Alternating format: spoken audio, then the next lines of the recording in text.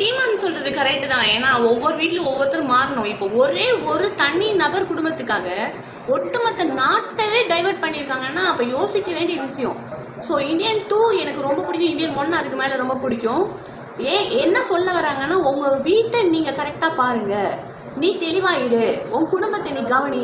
ஒவ்வொரு வீட்டுக்கு ஒரு இந்தியன் தாத்தா கண்டிப்பாக வேணும். அப்போ தான் இந்த நாடு உருப்பிடும் கண்டிப்பாக. ஏன்னா அம்பானி, அதானி, லொட்டு லொசுக்கு இவனுங்களுக்காகவே இந்த நாடு பார்த்தீங்கன்னா இந்த நாட்டு மக்கள் போராடிட்டு இருக்காங்க.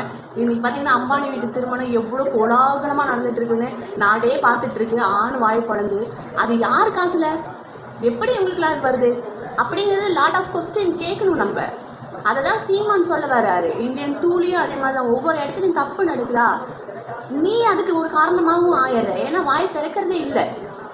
அதுதான் நம்ம சொல்ல வரோம். ஒரு இந்தியன் தாத்தாங்கிறது ஒரு எக்ஸாம்பிளுக்கு தான்.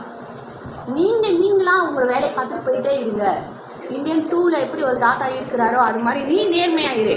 கவர்மெண்ட் எம்ப்ளாயா நீ நேர்மையாயிரு. எந்த ஒரு பொசிஷனில் இருந்தாலும் நீ நேர்மையாக இருந்துட்டியானா உன்னை வீழ்த்த யாராலும் முடியாது. அதுதான் அவங்க சொல்கிறாங்க.